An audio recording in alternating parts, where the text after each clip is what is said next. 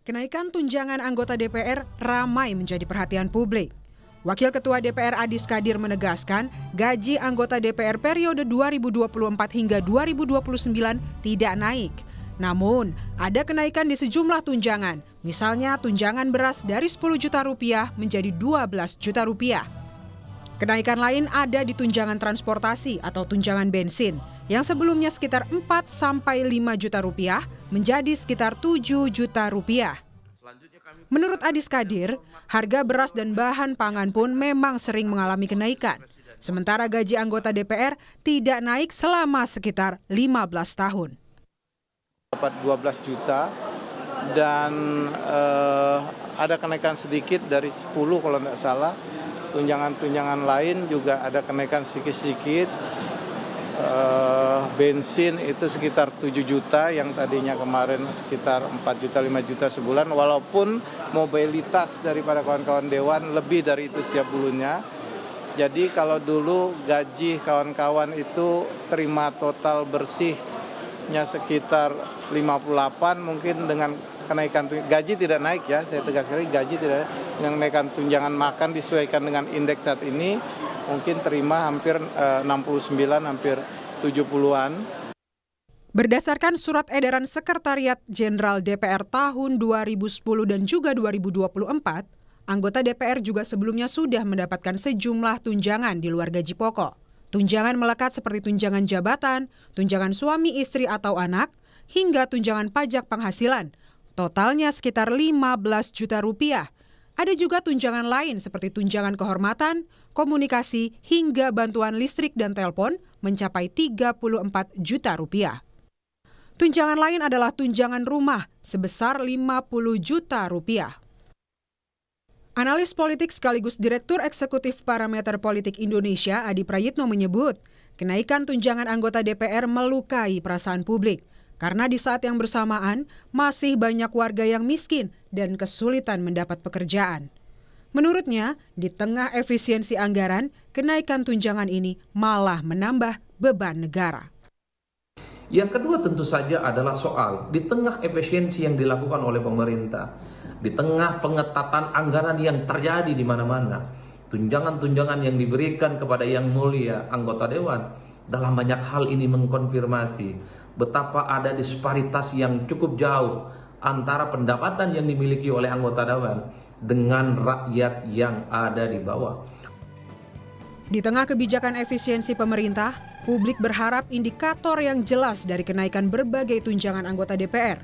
Publik juga berharap DPR semakin baik dalam menjalankan fungsi pengawasan, legislasi, dan penganggaran yang berpihak kepada rakyat. Tim Liputan, Kompas TV.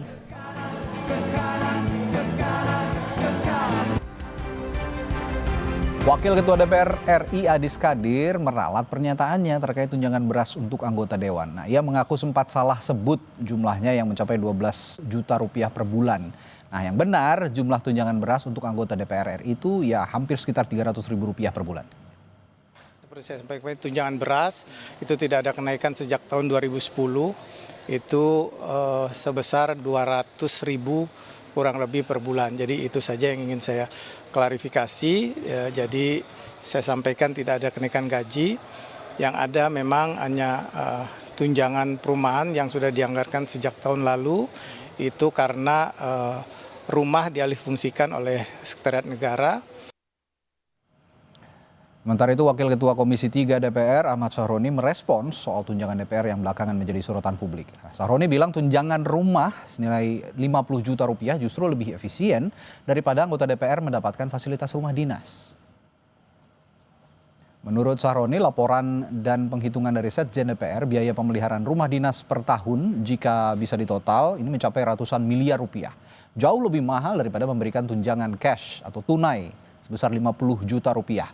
Menanggapi kenaikan sejumlah tunjangan yang jadi sorotan, Sahroni bilang anggota DPR pun tetap memberikan perhatian kepada masyarakat. Karena biaya perawatan itu tak terhingga. Ya, banyak rusak AC lah, perlengkapan di dalamnya. Kenapa waktu itu banyak yang kasih masukan lebih baik dikasih tunjangan tunai, di mana tidak memberatkan negara agar posisinya anggaran negaranya tidak terganggu. Jadi jangan dilihat karena nilai uangnya fantastis nih, enggak, itu biasa sebenarnya. Cuman kan ada orang yang nggak senang, gila DPR semau-maunya gitu, dapat duit seenak-enaknya ngelakuin hal, enggak. Kita orang adalah perwakilan yang dinamai adalah pejabat publik yang juga digaji oleh masyarakat, uangnya pasti kembali ke masyarakat. Kita bahas masalah kenaikan tunjangan anggota DPR RI ini bersama Sekjen DPR Indra Iskandar dan Direktur Kebijakan Publik Selyos Media Wahyudi Askar. Selamat malam Bapak-Bapak. Selamat malam. Terima kasih sudah hadir di studio. Tentu saya ke Pak Sekjen dulu nih.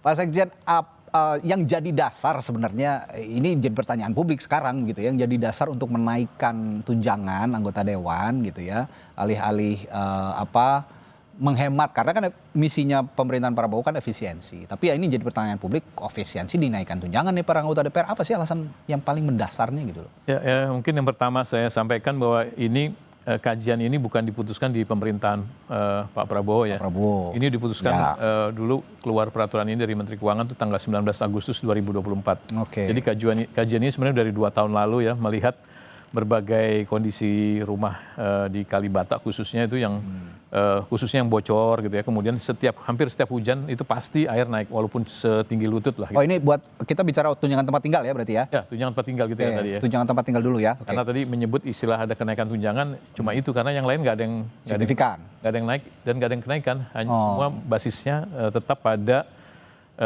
PP nomor 75 tahun 2000. Semua basis penghasilan dewan tetap berdasarkan itu ya. Oke. Jadi kecuali ada dana-dana kegiatan yang itu memang didasari pada peraturan Menteri Keuangan. Tapi selebihnya itu semua masih 26 tahun lalu ditentukan besaran-besarannya.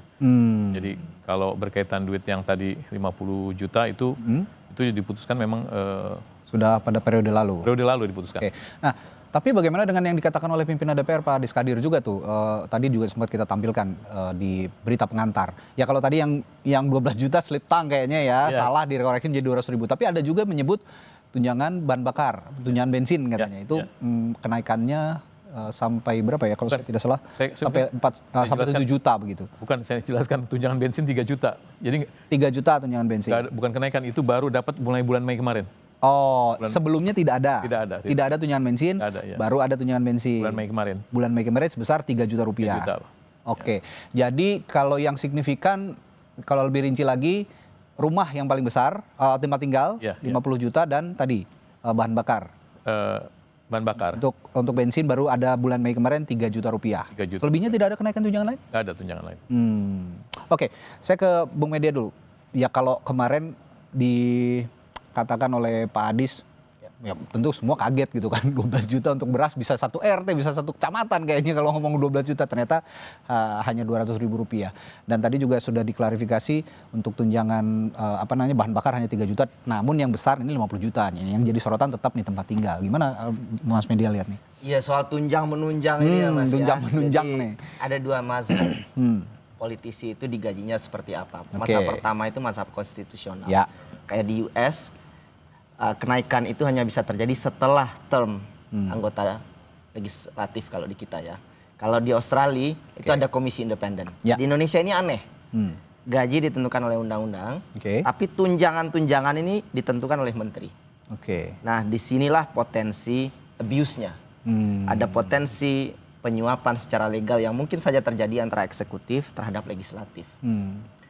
Ya tadi akhirnya tunjangan terus diberikan setiap tahun. Jadi tunjangan-tunjangan ini nanti mohon dikoreksi ya Pak ya. Ada puluhan tunjangan-tunjangan, anak, istri, beras, bensin ya. Tunjangan komunikasi. Ada lagi. Dan menurut saya ini irasional.